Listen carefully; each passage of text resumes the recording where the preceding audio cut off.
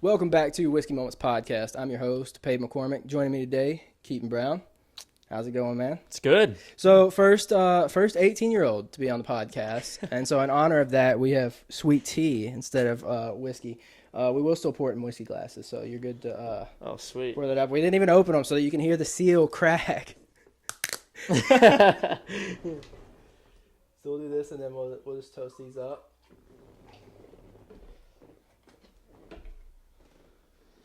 Dude, I appreciate you coming on the podcast. Absolutely.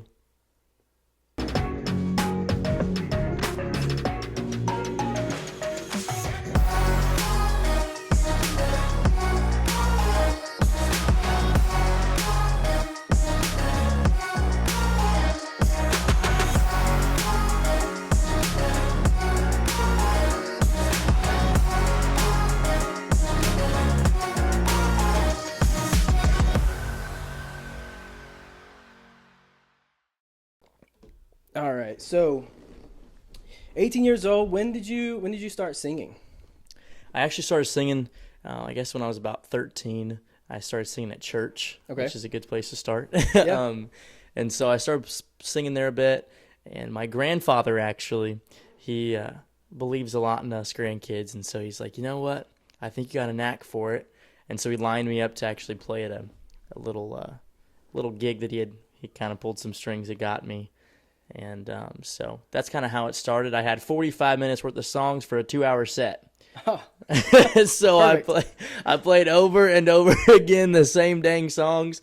And it was so much fun. It kind of ignited something in me that it was just a lot of fun. It's been great. So did you like play in high school? Did your high school have like talent shows or anything where like you could play? Not really. I was online for high school because it's kind of started to kick up after that. So we were kind of it was kind of that way, but. Yeah, I played a lot during my high school years.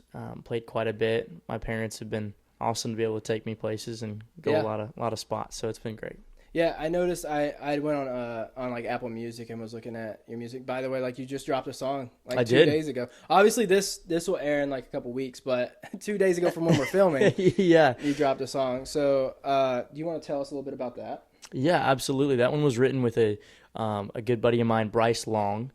Here in Nashville, Tennessee, and it's been a crazy kind of wild ride how we got connected with him and all that, and great songwriter, hit songwriter, so we're so blessed to be able to write with him. And so we got in a room, and the song that I kind of had an idea for, I think everybody has disgruntled exes and disgruntled exes family, and it was kind of a song about how moms can kind of get in the way of relationships. So that one's called In the End. It just dropped just a couple days ago, and we're super excited about that one. It's projected to be our biggest single yet, so it's good. It's funny that you released it on Valentine's Day, right? I know. That's good. I like that. Yeah, everybody's been asking me, so it's like an Ooshy Gushy love song, right? And I was like, yeah, quite the opposite, actually. Yeah. Yes, go listen. Yeah, exactly. Hey, go check it out. Yeah. That's awesome. So how often have you visited Nashville? Where are you actually from? I'm from Western Colorado, actually. Okay. So, about 50 miles from the Utah border as the crow flies. So, we're kind of up there in the, I guess Midwest is what it would be, more west. But yeah, it's a beautiful spot. We love it up there. We make it down here to Nashville as much as we can. Our writing and recording is down here, so we try to make it into town as much as we possibly can, but sometimes it's a little bit of jump. Actually, this is my first single released in the last year. I haven't released anything in a year. That's what I was going to ask. I have it so I saw in 2024 you had some releases and then nothing in 2025 and then 2026. Yeah, we kind of took a break. I was hammering away at school. I graduated high school early, a year early, so I'm supposed to be a senior. But I graduated last year, and I actually decided that, I'm going to do this full time. I had no doubt about it. And so I was like, I think I'm going to take a little bit of time, just take it. And so I took a couple months over the summer after finishing school, went up and worked at a Christian summer camp up in Michigan, actually. And kind of out of my element. I was a lifeguard, worked on boats. Like, it was just kind of different. Helped them lead worship up there, which is really cool. But so I kind of took a break in 2025. We were doing quite a bit of writing, though, during that time, Zoom writes and in-person writes, and so kind of pumping up for this 2026. So So right now, any like aspirations for college? You know, I've had a lot of people ask me. It's kind of one of those things in my mind that, like, I can always go back. Like, I can always go to college. And right now, I feel like we've got some really cool, healthy momentum going with the music. And so I feel like if I were just to be like, all right, I'm going to go to college for 4 years, then I think it could potentially kind of put a dampener on that. So I don't know. We'll see what happens. I'll probably end up going to college. So if you do end up, what do you think you're gonna want to major in? Criminal justice. Oh, really? Yeah. Always been interested. I've always wanted to be a cop since I was little. So yeah, something. But this is cooler than being a cop, in my opinion. Oh, yeah, 100%. I agree. I was wondering how, because when I saw that you had released all the songs in 2024, and I was thinking, like, man, you're still in school. Like, that's probably pretty. I don't know if it's stressful for you. Was it stressful, like, having to do schoolwork? Because I think back to when I was, 17, 18 years old. I couldn't think about trying to write and release songs, like, and do everything that I did. Yeah, it's been interesting. Since I was online, it was a little easier because I wasn't having to go to school every day and all that stuff. But my mom, she's an angel. She helped me through, and she actually homeschooled my two siblings that are older too. And so she kind of helped us out there a lot. But it was still stressful. That's why we both felt the need of just like we need to get it done. Because if you're going to be on the road at all or anything like that, we need to really get it done. And so 2024 was a really big year for us. I released my first single that like January, and I was 16 when I wrote that one. And so I came down here to Nashville, released it, and it was super cool for us to be able to have the opportunity to come down here and release it. And then we hit a little setback somewhat, and then we started climbing up and getting more singles out, and we had 4 out, and then plus this one that we just released. And so yeah, it's been a slow process kind of because of the school. It definitely was a challenge, but it was fun. I mean, it was. Yeah. I wouldn't have. I would also put you like steps ahead of other people, like starting this young. I mean, I feel like a lot of people, they probably start singing when they're young, but not like putting out singles, that early. We are so blessed. I mean, like, to be able to have the opportunities and the people. I wouldn't be here in the place, I mean, even here in Nashville, if it wasn't for having the opportunities we've been able to have.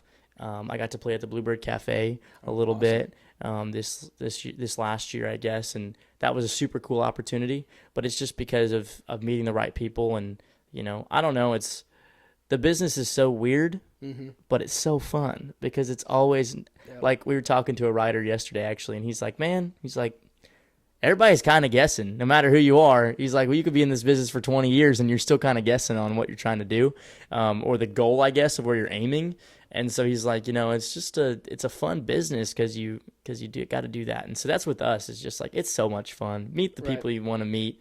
And even a lot of people you necessarily didn't know you wanted to meet, but you meet them and you're like, whoa, those are some cool people. I don't know. It's fun. Like I catch like the back end of that because I get artists on and they're kind of all in the same boat right now. They're all playing Broadway or like playing shows downtown, they're all trying to find that one song that's like going to be on TikTok that's going to go viral. So like kind of like I'm going to call it like the Bailey Zimmerman moment because he was like big on TikTok and then overnight it's like he blew up. Boom.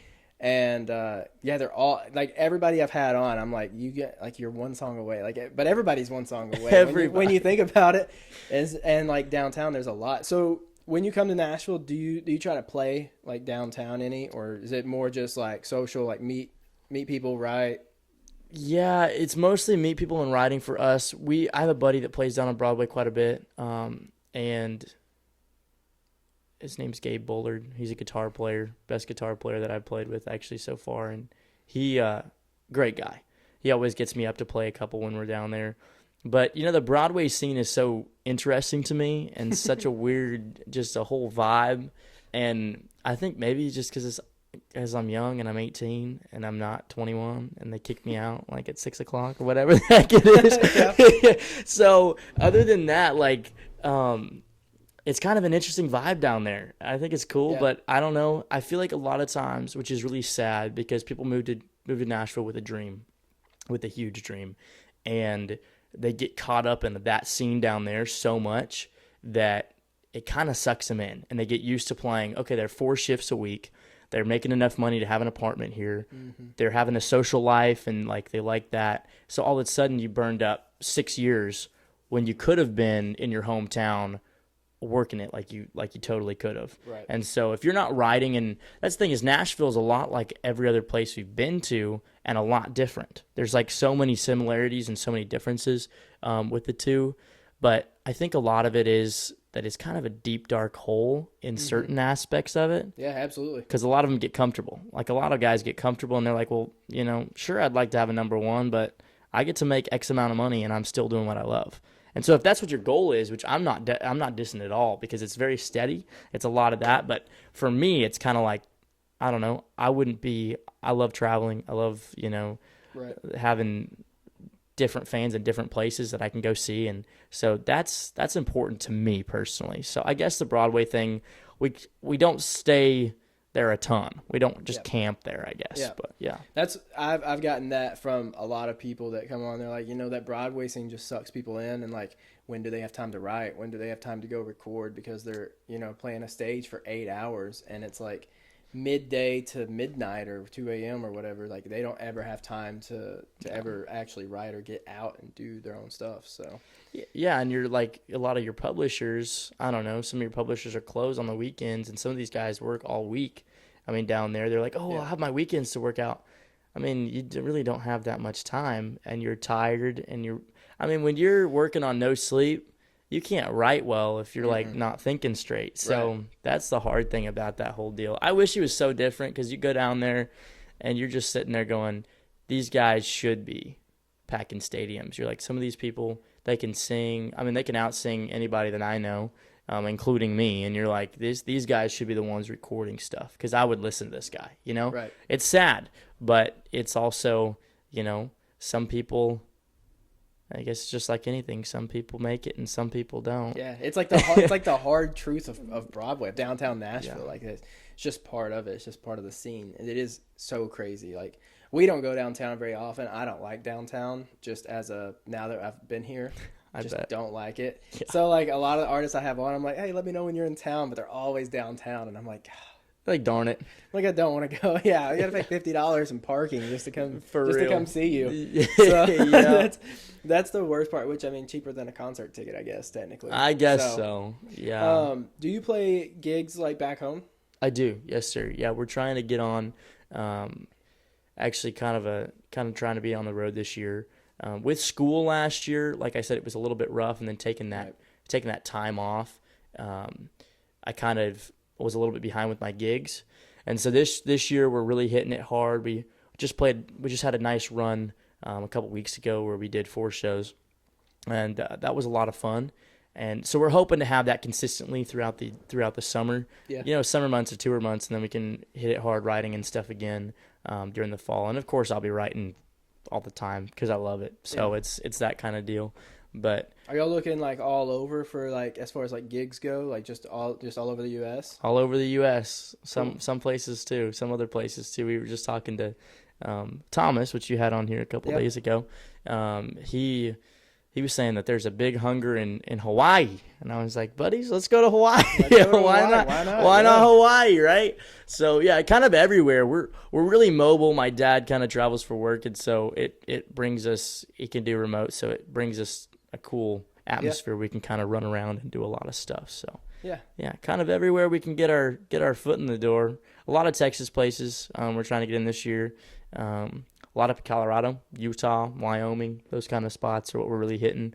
Our music is a lot different than your mainstream like Nashville country, I guess. And so it's not a lot different, but it's definitely different.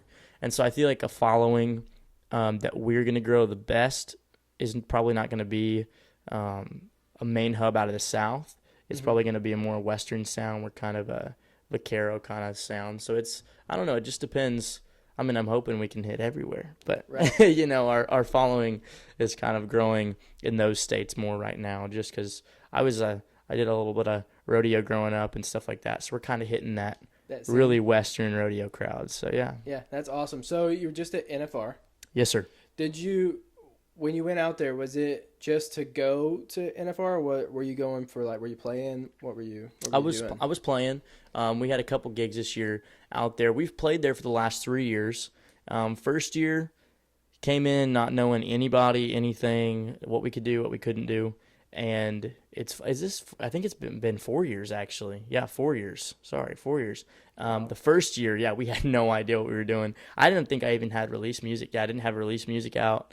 I was playing covers, probably the same covers I played the first gig that I had. So we showed up, and we had busked quite a bit before this, just set up on the street. We have a little speaker, and we do that. And so that's what we started doing. And actually, Polaris, shout out to Polaris, they let me set up in their booth at Cowboy Christmas this year at the National Finals, or the previous couple years. And so I played there, and it kind of got a bug for it. And then we've gone back the last couple years. And I was able to play on Flint Rasmussen's Outside the Barrel show. I had a cancellation, and crazy story about that. We ended up getting on the show, and then they rebooked us for last year.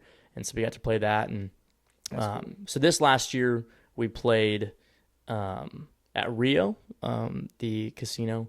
We played there. We played for the national team roping over at South Point. Got to play that and sing the national anthem for them. And then a lot of just hanging out with other artists, kind of networking. Played for Polaris in their booth again. So, yeah, we actually got a few extra sponsors out of that whole deal, and being in that area. So it's so much fun when you get so many cowboys and cowgirls, and whether you love rodeo or not, which most people out there do during that time, but everybody loves music, and that's one mutual thing you can all kind of unite over is music, and maybe not country music, but I don't know. It's the best in my opinion. Yeah, got to be a little biased. I think I have to agree a little bit on that. So, was it nerve-wracking? The first time going out there, 4 years ago, and not like knowing anything. Was it? Were you like nervous? 100%. Yeah. Do you still get nervous? Heck yeah. Oh, yeah. I mean, I would too. That's why I'm like, I don't know if I could do it. I always joke, I am a D1 doorbell ringer and door knocker, and I knock on a lot of doors. We've been here in Nashville. We've knocked on so many doors on Music Row. First time I was in town, I was like 14, and I told Dad, I was like, let's go to Music Row. I've always heard about it. So we pulled down Music Row. Shane McAnally's place is over there. And I was like, you know what? He's written a lot of hits. He'd probably be a good one to meet. So we walked in, and it's all like, you push the button, and they got to have a guy let you in and all this stuff. And, of course, we're just winging it. We don't know what we're doing. Right. So they let us in, and we gave him a card, and the lady's like, yeah, I'll check it out. I don't know if she did. But it's just so funny with that kind of stuff is we've had a lot of doors slammed in our faces, and we've been told no a lot. And I think it's healthy that you do. Because if you didn't have those times, then I'd probably just get a big head and be like, I don't know what I would do. It probably wouldn't be good though. So I don't know. It is interesting. We were in Fort Worth, Texas. I did the same thing. We showed up. We had a trailer company we'd previously talked to about playing a gig down there for them in like a booth during the Fort Worth Stock Show and Rodeo, and they ended up even being there. So we pulled up and we're like, well, they're not here. We'll see what we can do. And we got ran out of there pretty quick. But I got to play for Randy Travis. So it wasn't like completely, we got to play for a couple hours in the corner pretty much. Right. And Randy ended up coming through, and we got to play for him. And so it was all worth it. We ended up getting kicked out after that. They were like, yeah, we don't want you here anymore. We're like, okay, well, I got to play for Randy Travis. So the drive wasn't completely wasted. But that kind of stuff, it does, it boosts your confidence in some areas, but it also humbles you to show you, okay, maybe next time we need to do things a little differently. And so it's healthy. It's a good thing. Yeah. So you're kind of going different rodeos, different places. Yep. Shooting for that. You ought to try to get on at I don't know if they're going to do it again this year. I assume they are. The Nashville Music City Rodeo. They did it for the first time last year. Yeah, absolutely. We're actually talking. We were talking to a famous bull rider that actually kind of hosts it. He's like a co-host, I think, of it. And we're going to start talking to him a little bit more about this upcoming one. Yeah.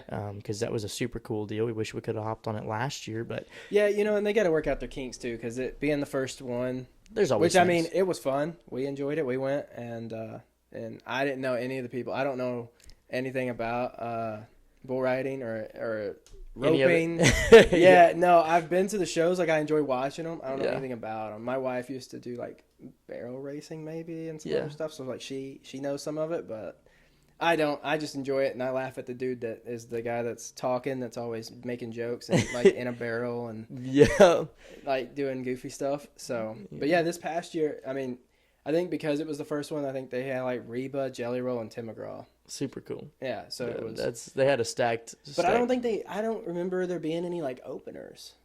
Yeah, I don't know. So, I think they're trying to, from what I kind of understood, is they were maybe going to try to see if there's going to be, like, sub stages during it or after or something like that, which would be really cool because then you get your younger artists that are coming up.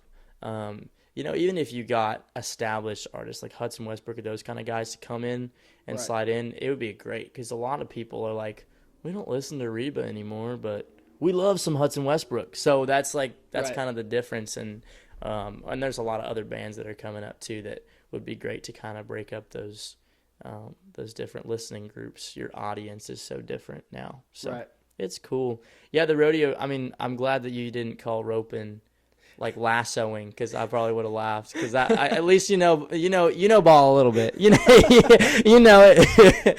No, that's funny. That's happened way too many times. So I'm proud. That was a proud moment. That was a good one. I'm glad. Yeah. No, I'm pretty sure, unless this story is false, when my dad met my mom, he had like 3 cracked ribs from riding a bull. So. Oh wow! There you go. So you know it a little bit. Yeah. Just a little bit. Like, yeah, I've never ridden a horse, so I need to. Yeah, you need to. At least one time, just to experience it. But yeah, it's always funny at rodeos because you could tell the bull riders typically. And a shout out to the bull riders. I used to ride bulls a little bit, and I was horrible. There's a reason that I do music and not ride bulls anymore because that was not a good time. But but it's funny, you can always spot the bull riders because when they do their victory lap on a horse, some of them look really, really uncomfortable because a lot of them ride bulls, but they don't ride horses very much. So it is very interesting. You can kind of, next time you're at a rodeo, kind of check that out and see if he's good or not. Yeah, absolutely. After the Nashville one, the only name that I heard that I like is for some reason I stuck in my head is Wasey Shala. Yep. Yeah, I didn't know how to say his name. He's young though. Like I don't even know if he's 18. Yeah, Wasey's really, really good too. Yeah, he was good. He won. Yeah, the Nashville one. So that's awesome. I remember seeing that. That was cool, and that was it. Like that's all I remember. I don't remember anybody else. I remember him. That was it. That's the thing with the rodeos though, is you got so many contestants doing so many different things that it's very easy to forget. And at the end of it, you're like, that was really awesome. Mm-hmm. But what even happened? You're there for an hour. You're like, how the heck is all this stuff going on? And within your 2-hour like slot, you go to a basketball game and there's going to be basketball. At rodeo, you're just like, man, there's so many different things going on in a very short amount of time. I don't know. It's fun. That's why I love it, because I think my ADHD kicks in after a while, and I'm like, I can't sit here for too much longer watching the same thing. Mm-hmm. Kind of a shout out to team ropers. If you're a team roper, I love your jackpots, but I get dang tired of sitting there watching roping. So I've gotta have a little bit. I gotta have a little bit of difference. I don't know. Yeah, it's personal preference. Yeah, I'm with you on that. So, what would you say your 2026 goals are? 2026 goals. We're gonna be playing in every single place and try to be a household name by the end of 2026, and that's a big goal. But we've got songs coming out. Actually, we're here in town this week. We're recording 3 more singles, one of which is a duet. So we're super excited about that. And so we're going to have some new stuff coming out. We're going to be writing constantly this year. And so I'm just hoping to get my name out there, but also kind of bring good real country music to the small towns across the U.S. Because I feel like they kind of get overlooked a lot. And there's a really, really big need, and I think we could fill that need pretty well if we kind of get into those small towns. So if you guys have a small town that you want, make sure you reach out to us, because we could definitely slide into your guys' area. We're pretty open for 2026, and we're also talking to a couple different agencies about bookings. Yeah. And so we're super excited to see on that, and so it's fun. It's always great. Yeah, good time. And I was gonna ask about singles. So if you got 3 more that you're recording, What's your do you have like a plan as far as like release schedule? You know, you trying to do like one a month or?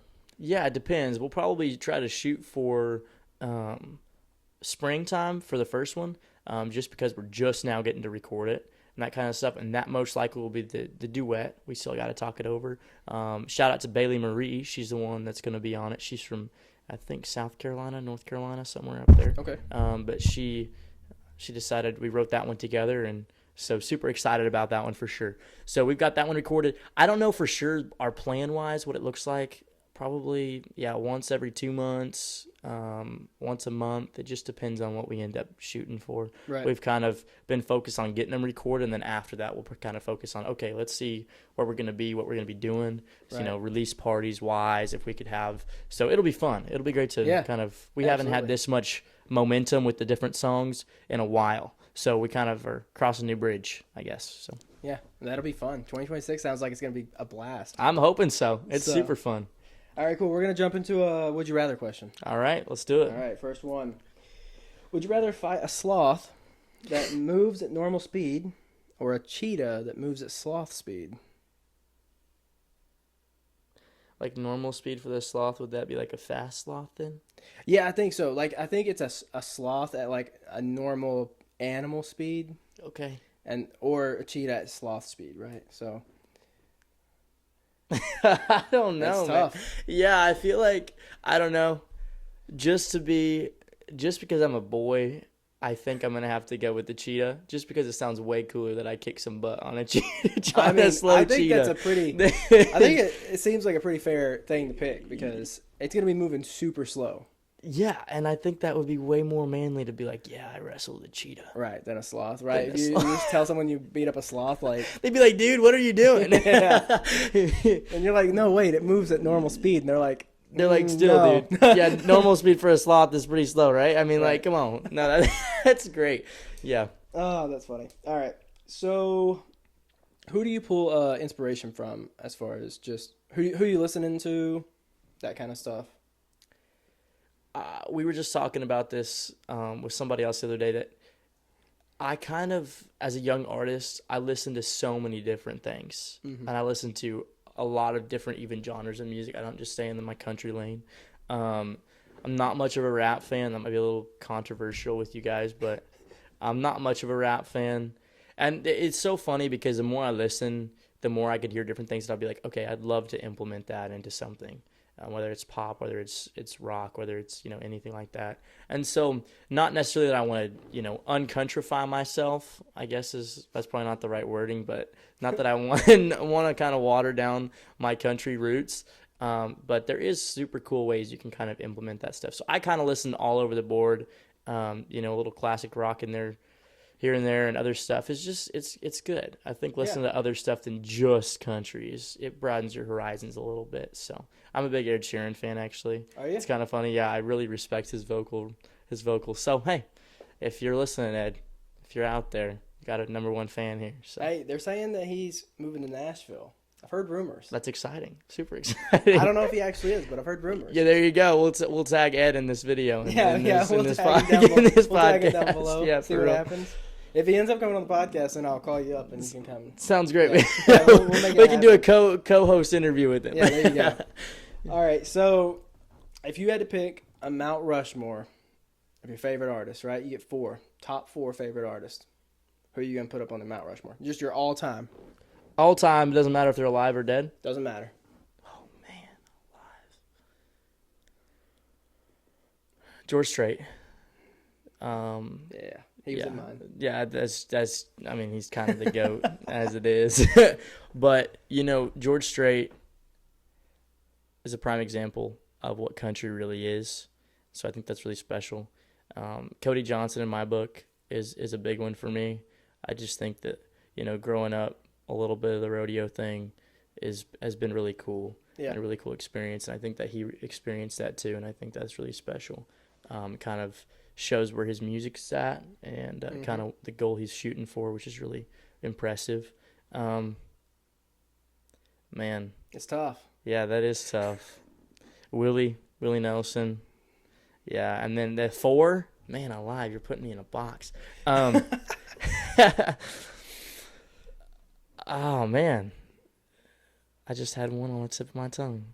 I'm an Elvis fan. Yeah. I have a lot of respect for Elvis because I think that back then recording was so much different than it is now, and they can do a lot of stuff post-production with your voice and different things, and to sound that good on a record that was recorded on tapes is amazing to me. Yeah. I don't know. That's my opinion of it. So I think those are awesome. Probably my tops. Yeah. You know what's crazy? Elvis has only been mentioned on the podcast twice. That time and the other time was literally 2 days ago. Really? The guy I had on mentioned Elvis. Not in his Mount Rushmore, I don't think. He was just talking about like he likes his style, the way he went about things. Yeah. He's in pop punk genre. Oh, here, cool. Here in Nashville. So okay. Yeah. Yeah. So it was interesting. I was like, that's the first, and his Mount Rushmore was the first time any of the four that he put up there were mentioned on this podcast. Really? I don't even remember who all he put up there, but it was the first time that they've ever been mentioned. For the most part, I get like George Strait. I get quite a bit. I think I've gotten Cody Johnson a couple times. I get Toby Keith quite a bit. Yeah, Toby is awesome. I've gotten Willie like one time, other than this time, and then every once in a while, some people throw like Dolly in there. Yeah. And then I get like the oldies like Waylon. Yeah. Merle, like, dude, I just get all those, and I'm Merle like, Haggard's huge for us too, but yeah. Well, I think we're also like coming into like a generation where like those are they're still the greats. They're just not like this upcoming generation's greats anymore. Like, you know what I mean? Yep. I feel like it's like a different it's almost a different genre. Yeah. And it's not that it's like a subgenre, I guess. I guess we're the subgenre off of it. But we are a lot different. I think why my respect for Willie is so much is because he trademarked being different and having a different sound and the songs that he did. And Merle too, all of those guys, they definitely kind of trademarked their own thing. Yeah. And when people told them, "Hey, we don't really want you around here," they just went and did it somewhere else, and they made a ton of money off of it, and were very successful. Not that money's the only thing we're chasing, but they made their dream happen. Right. And so I think that's really cool. When people tell you no, just remember that. When people tell you no, maybe take some advice. There's different than advice. But if they tell you no and you're horrible and you know that you've been given a gift, then keep on chasing your dream. Keep on chasing your dream, because there's going to be a lot of people that tell you no. A lot of people tell you maybe, and then they never get back with you. That's a lot of the music industry too. But, my favorite is if they tell you no, just, someday make them regret it. Prove them wrong. Absolutely, 100%. Make them regret it. That's the only thing you can do, really. Yeah. So I like that. And I do think theirs is a different kind of country, and I think part of it is because of how, honestly, like technology's evolved with how you produce music versus what they were doing in their time. You know what I mean? Like I don't necessarily think people nowadays are doing it quote unquote differently. They just have different technology to be able to do things that they probably would have used it too if it was around when they were making music. So absolutely. I mean, you just think of the 80s, for instance, like 80s, even in the 90s, like the synths were like the big thing. Like that was a huge thing. But back in like the 50s and 60s, I don't think they had much of that going on. And so I think they would have. They would have used it. There's a lot of things that they would have used, but yeah, I think it's awesome being an artist in 2026. And I'll tell you why. Is you don't have to move to Nashville to be successful in this business. Right. Which is so awesome. Not saying anything against Nashville because I love the area, but I love my roots up in Colorado too. And I think that's what's really important is a lot of people think, oh, you got to move to Nashville to do it. Well, now people are getting famous off TikTok videos, and all of a sudden, boom, they're at the top. They're at the top of the game, top of the food chain. Yep. So not even from Nashville. Not even from Nashville. Yep. And Nashville's like, oh, okay, we'll take a piece of your pie once you get that. You know? Right. I mean, a lot of producers. We were just talking to a producer yesterday, and he was like, that's the whole game. He's like, you get famous, they're not promoting anymore. They're not doing this or that. They're not even really hugely pushing the radio thing. They're just really focusing on, okay, how many followers, how many streams, how many this are you getting every week? And the way to build that is posting and playing shows. So if you can do those two things, and I hate it. Oh yeah, posting's the worst. I hate it so much. Editing, I hate it. And shout out to I have a media guy, Tyson Wicks. He's from out of Canada, and man, he saved my butt so many times because I hate it. I literally hate it. I would probably crash out if I had to edit all my stuff. And me too. It's horrible. Me too. When you have to edit an hour or so long podcast. Oh, I bet. Oh, I found a shortcut a year into it, man. I use AI. It's just like super cool. Yeah, if you throw an hour-long clip into AI, in about 10 minutes, I'll have 35 to 40 clips, shorts that I can post on TikTok, Instagram, YouTube. That's awesome. Just like that. It captions it. It puts our words on it. Like, that's awesome. Yeah, $23 a month or something like that. It's like what I pay. I'm like, that's worth it. That's totally worth it. Well, yeah. It does all the work for me. Yeah. I mean, sometimes it misspells like people's names. I have to go in and edit it. But other than that, man, that's super cool. Yeah, I was like, you know what? AI is like kind of scary and weird at the same time, but it helps me out a lot, at least in that aspect. Yeah. So. No, that's super cool that it's able to do that. You got to find those things that like you can shortcut. I mean, we've got the technology. Exactly. Right. We've got the technology, and that's what's so awesome about it is we do have the technology now. Some of it's scary, some of it's weird. You're like, okay, is this really what we should be monkeying with? I don't know, man, but I don't know. I think it's cool. Yeah, and then, which I mean, not that we're promoting this at all, but the AI song, you know what I'm talking about? That sat at like the top Billboard #1. Yeah. And it was AI for however long. Me and I think Thomas talked about this too. That's crazy. Like, I see where AI has like shouldn't be in any part of songwriting or like, you know, people shouldn't be able to make money off of a song that AI wrote. Yeah. Yeah, I agree. Sang or whatever. It's an odd thing. I told Thomas, I said, I think AI, the only way it can be used in like music is if a writer has like some brain fog and you go to AI and you're like, hey, this is what I've got so far. Can you give me like, how could this go next? What could be like another line? Yeah. Something like that. Something similar. Not where it's writing the whole song, but maybe it kind of helps you clear up the brain fog a little bit. And I don't even know if I'm thinking the right way because I don't write music, nor have I played an instrument in my life. So yeah, it's interesting. It's so funny. We had a lot of these conversations yesterday. And we met with Mr. Trent Willman here in Nashville. And he's a great guy, and he's a great producer, an artist, songwriter, all that stuff. And we've learned a lot from him, and we were talking about it, and I told him, I said, you know what? I don't believe there's any place for it. And he looked across the table at me, and he kind of leaned in, and he goes, Keaton, he said, me and you have the same opinion. He's like, but we are the guys driving horses and buggies when they were driving cars back in like, you know, the teens, 20s. You know, he's like, eventually, it's the future. Right. So he's like, you got to figure out a way you can implement it. Right. And I think the thing is now, I don't know if this is universal, but a lot of them have releases where they have to sign, hey, this is not AI. There's nothing AI on this. But I think that like building tracks, that kind of stuff, I don't have an issue with that at all. Once you plug your demo into it and say, hey, give me some stuff I can take to the studio and have my studio guys do it. Or even give me some stuff I could use on my track. I don't have a problem with that. Right. Lyrically, I personally would never get onto it, and I think it's just because I have too much pride in my work, I guess is the word, because I slave over my lyrics, and they're me, and they like, I don't know, I kind of express myself that way, and I feel like it's just be cheapening it if I'm just like, all right, let's throw it into this program and have them come up with something. I don't know. Right. That's just my opinion of it. Yeah, AI is crazy, man. It's just I don't know how it can like advance or be any more futuristic than it already is. Who knows? But, you know, we're going to end up with, like, flying cars in, like, 20 or 30 years. Oh, yeah. So I hope I never see it, but I'm sure it's going to happen. I don't even think it's going to be that long, to be honest with you. I think it's going to be pretty quick. I was thinking about it the other day. I don't know why. Yeah. About flying cars, and I was looking up, and all I could see were power lines above me. And I'm like, what if these cars just decided to start flying right now? Like, how are they going to get up? Like, how are they going to not? Like, that was the first thing that came to my head. I was like, power lines. How is that? Take the overpass to take off. Right. Like, you gotta wait till it's going to, watch, there's going to be, like, the GPS, and there's going to be, like, green areas on it where you're allowed to, like, to take off. Yeah. Yeah, for real. Oh, it's going to be horrible. There's going to be, like, sky police. Oh, man.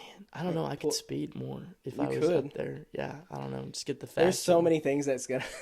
Dude. How could you? It would be AI police. No, that's what it's gonna be because like it's probably gonna be like computerized. Like a computerized. Like, gonna send you a you ticket? cannot go speed 85 mile an hour. Which that's gonna be slow flying, so I don't know. That's true. Probably way true. faster, but you cannot exceed 200 mile an hour, or you will be fined by the FAA or whatever. It is crazy to think about that. Like to think about all the different regulations, and like your car is only gonna be able to go up so high for you to be able to breathe. Do you know what I mean? Like, yeah, I don't know how that's actually I work. don't know how that works because airplanes go up pretty high. Yeah, but you the have cabins are pressurized. Yeah, so I don't know, man. That would be weird to think about. Look at that. We are in it. We are in it right now. Yeah, for real. We are the new innovators right here sitting on these couches. We are going to be solving the world's problems. Building. I hope so. I hope you are. I don't know about me. Building flying cars. I don't know, man. That is not my forte, I don't think. Yeah, me either. All right, let's do another Would You Rather. Okay, let's do it. All right. Would you rather only see the world in black and white or only in glow in the dark?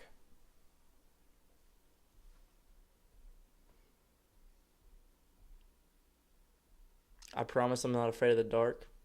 But black and white would definitely be pretty legit. And I think it might just be because growing up, I was not a big iPad kid whatsoever.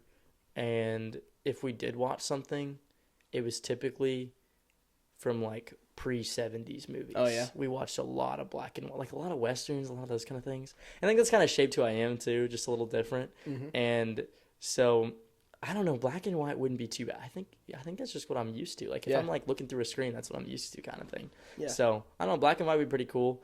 Glow in the dark, I feel like I would just get weirded out by it. I would just be like, what crazy. is this? Yeah, like, it would be kind of crazy. Yeah, some crazy colors. It would fit in with some flying cars. That's what it might be. Hey, there we go. Now we're going to innovate both. Exactly. We're gonna take both together. All right. Does anyone else in the family do singing or play instruments or anything like that? You know, confidently, I typically can say no. Nobody else does it in my immediate family. But my mom, she's going to laugh that I'm mentioning this. My mom in the last couple months, she played bass guitar in middle school. So she's been begging my dad, hey, can you get me a bass? Can we look for a bass? And it's been years. So finally went down to music shop and bought a bass. And now I wake up to boom, boom, boom every morning. And, it's great. I love it. And I'm hoping that she gets to the point where she can come on with us and play. Because that would be super cool. And one less person to worry about in the band. She already comes with us most of the time anyway. So it would be nice to, she's not working right now either. So it's just kind of like, hey, she could jump on pretty easy and it'd be something else. And she's also our manager right now. And so, yeah, it would be cool. So typically I say no because none of my family can carry tunes in Metal Bucket, but with the bass, I'm hoping it comes through. Mom, yeah. I hope it works out. So yeah. You play guitar. Were you self-taught or did you? Yeah, I was self-taught up until like probably 5 months ago, 4 months ago. Yeah, something like that. I started playing my cousins. So this kind of answers your question a little bit too, and the same thing. But my cousins had a bluegrass band. They played traveled around to churches and played at. And so growing up, that was always my goal. Mm-hmm. Is I want to play guitar with them. And so I started picking a little bit. So my cousin showed me a couple chords, and I kind of started just picking it up from there. And I mean, it's taken me a long time to get kind of where now I feel pretty confident and comfortable. And now my teacher's really focusing on soloing and, really, really knowing your guitar. Right. When before it was kind of I could play most things with chords. I mean, anything with chords, I'm not really having to worry about that. But now it's kind of individual note stuff that I'm really focused on now, which is really cool. And I'm super blessed to be able to find the guy that we found to teach too. He's there locally for us. But I mean, I'm not home very much, so whenever I am home, we get caught up on lessons. But yeah, it's fun. It's a great thing. I've dabbled in other instruments too. Try to play piano a little bit, all self-taught. It's just for me when I'm playing guitar, it kind of helps, just so that I can see it. And then little banjo, bass a little bit, trying to help my mom out a little bit. So if you're if you're focused on writing a song, will you write part of it, and then will you try to get guitar to go with your lyrics, or are you doing it both? Are you singing lyrics, playing the guitar, trying to see what fits? Yeah, typically it's I have a melody that gets stuck in my head. A lot of times when I'm just playing around my guitar, I play a lot, and so just playing random stuff. And sometimes, as funny as it sounds, people are it's copyright. It's not copyright, but you're playing something similar. And then you're like, okay, so this could branch into just putting different chord progressions in. Well, maybe with a little different of a sound or a little different strumming pattern. And all of a sudden you've got something completely different than what you started with. Right. But your brain still kind of like processes it as that. And so sometimes, you know, that's the way I do it. I write and play at the same time. Some people are really, really good with lyrics. And they could just sit down and write a whole song and then match your melody to it. And I'm not that kind of guy. I'm a very melody-driven kind of guy. So I don't know. I think I would be too. I don't think I could just sit and write a song. Like I feel like I need to hear it. Like I'm not a poem writer. I write to fit my melody and I guess what's in my brain instead of just like, you know. So do you record it like if you're doing like chord progressions, like are you gonna be able to remember what you did, or do you like voice memo it like so you can voice memo it most of the time? Yeah. I have a lot of videos where my phone is face down on my bed or like face up, and so like all you're seeing is my ceiling or the sheets in my bed. Like that's what you get. And it's so funny because I'll like scroll through and I'll be like, what are all these videos of me just like doing nothing? I don't know. But that's what it is. Typically is voice memos. I've kind of gotten more into the voice memo thing just because I could be a little more organized than with my phone. Because like you take pictures of everything and all of a sudden you've got like everything in that. So you got to look for. So it's fun. Yeah. Yeah. Cool. Good time. How far, this is completely random. How far are y'all from like Denver? We're about 5 hours from Denver. Are you? Yep. So do y'all get like snow and stuff kind of like they do? We do. Yep. Okay. Yeah, we're actually not this year. This year's been so bad. You guys have been getting all the weather, and we have gotten nothing. We got so ice. Yeah, exactly. I heard about that. It was not fun. Yeah, how'd you fare during that whole deal? Well, actually, not too bad. No pipes busted, no lost power. So. Oh, sweet. Okay, yeah. you guys were luxury. Yeah, we got it. We had it good. We were prepared, but not. It wasn't fun. The roads were pretty covered. But not as bad as back home. Like I'm originally from Missouri, and then my wife's from Arkansas. And Arkansas, they believe in if God put it there, He'll take it away. They don't plow the roads, so they don't. So you can't drive until like 2 weeks later. Yeah. And we were supposed to go home right before the winter storm hit. And I told her, I was like, we're gonna get stuck here if we do. Like we're not doing. Even though I have a Jeep, I was like, there's no way. Like, we're gonna be going 10 mile an hour all the way back to Nashville, and it's gonna take 12 years to get back. So, but we've been to Colorado. I've been to Colorado once. Okay. Which we went to Winter Park. Yeah. And I loved it. Went skiing for the first time ever. Loved it. And awesome. like after that, when we got back here, I was like, we should move. We should move to Colorado. But it was so far from family in Missouri. Like it was like 15 hours. And I'm like, I can't do that. Like we're all pretty close. So I was like, I can't do it. But I do. I told her, I was like, if we move anywhere else, I want to move to Colorado. It's a really cool, and that's why they've got such a connection to it. Is like my dad's from Texas originally, and so we've been around that area a lot, like down in Texas and down in. Actually, we've got my sister's boyfriend is from Missouri, and so I dated a girl for a while in Missouri, so we've kind of made it out to your neck of the woods some. Yeah, and it's a pretty cool spot out there too. I don't know if I'd want to live there, but it's a nice spot. Was it like northern Missouri? What part? Do you remember? We were like... it's going to be crazy if you're close to my hometown. Yeah, where are you from? I'm southeast Missouri, like very bottom. Okay. Well, my mom was born and raised in Arkansas, like Bella Vista area. Yeah, why do I know that? I know that name. Yeah, I don't know. I'd have to see what else is close to. Yeah, it's right there on the Missouri line, too. Yeah, because we're right. I'm 10 minutes from the Arkansas line. Oh, okay, cool. Yeah, I don't know where exactly it is in the whole spectrum of things. Right. I don't pay attention too much to the map that much. Now with the dang phones, you can do everything. Yeah, geography. Yeah, you route yourself to everywhere. You're like, all right, cool. Yeah, you look at a map and you're like, I have no idea where I'm going, to be honest with you. But hand you an atlas, and we're like, that's what... I'd be like, Dad, yeah, here you go. Please read this for me. I'd be like, hey, take a picture instead of like ChatGPT this, John. Right, yeah, like take us to this spot. Yeah. No, that's awesome. Yeah, that's a cool area. The Colorado is great though. I love it. I love it so much. It's so much fun during the winter, during the summer. I hate the cold. It's funny. I absolutely hate the cold. But it's kind of a trade-off to be able to snowboard. And I mean, last year we made it up like 30 times. We skied like 30 times last year. That's awesome. So if we can do that. Is that a lot? That's a lot? Oh yeah, that's quite a bit. Yeah, that's every single. That's sometimes twice a week.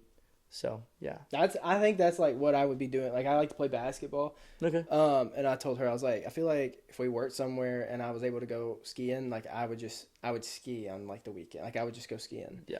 But I guess it does get pretty pricey. It's probably about the same. And like, you still got to pay for ski lifts and all that. Yeah, this year is so frustrating because the one year we normally buy season passes, which during a certain time of the month to like one of the resorts we go to. It's kind of a smaller resort, kind of mom and pop shop. It costs like $400 for the whole year. You can get a season pass for the whole year, which is cheap. That's super cheap. Right. And so we normally get that. Well, I got that this year, and then I was like, you know what? Feeling a little ambitious. He was too. My dad was, and he goes, "Hey, we should like get an epic pass." And I was like, "Oh, what's that mean?" He's like, "Well, it's epic." And I was like, "Cool." So like, what? That's cool. So we got like it's like a ton of different resorts. So you get like a package deal. And so we ended up buying that this year. I have not skied once at those places. We've had such bad snow, but when we get home, it's snowing all this week, and we're headed back this week. So I'm hoping, fingers crossed, we're going to be up there, for the next couple weeks. Do they still do the artificial snow, like where they used like the blue blowers? And they do, yeah. Snow? It's just not the same, though. It's not the same. I've never snowed on artificial snow, but I assume it's not the same. Yeah, it's not amazing.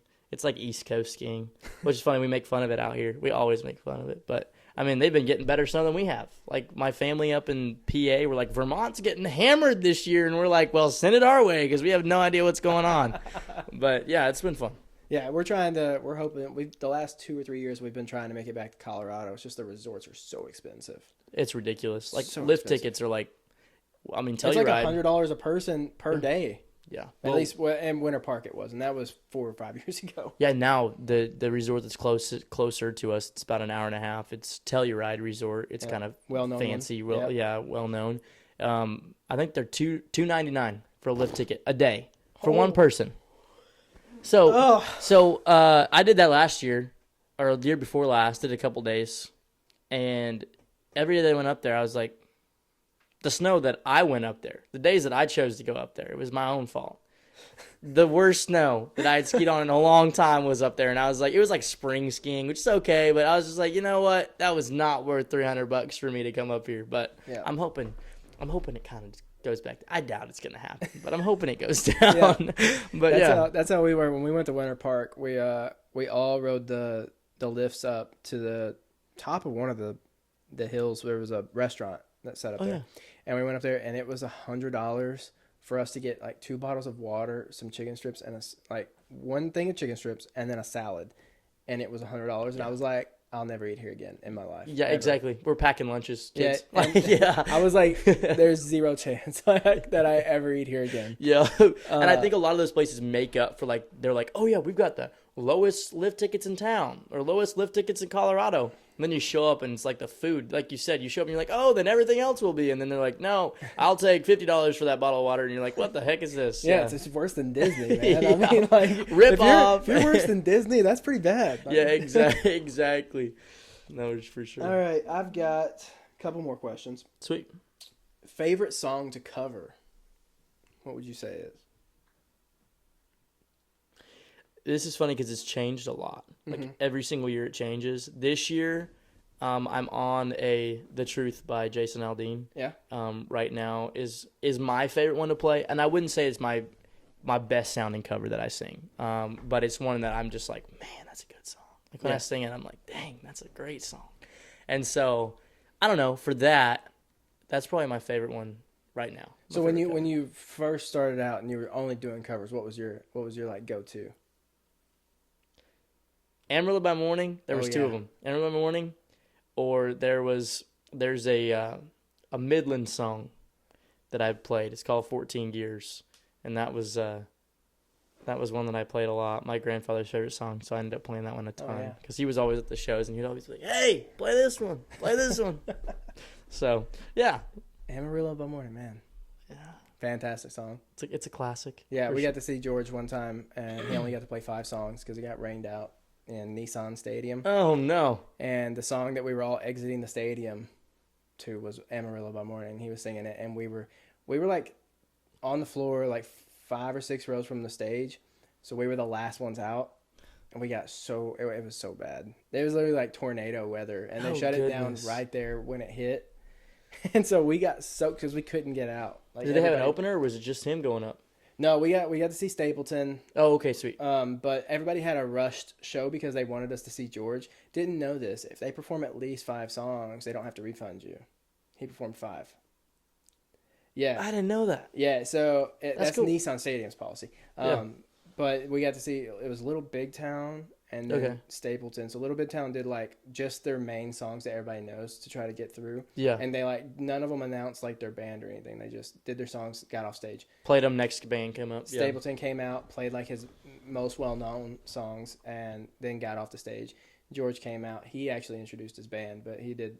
It seemed like it was going really well, and he didn't want to get off stage. They like the people backstage came back and like grabbed him. They grabbed him, and made him come off. Yeah. That's sad. And he said like I didn't want. He's like they're telling me I have to. Like I can't.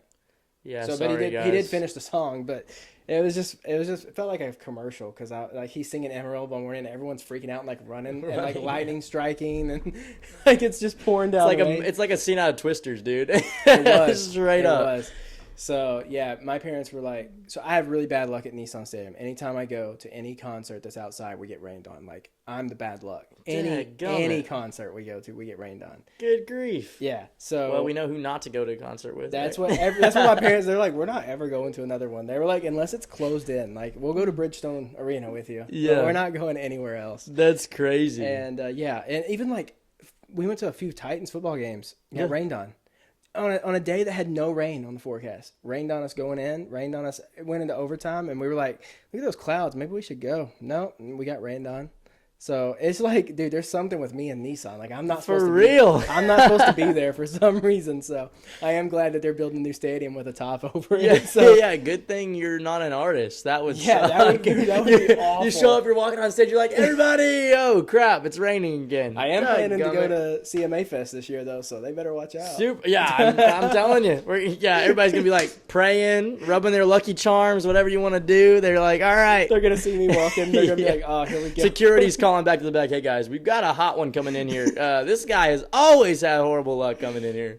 Oh my word, that is funny.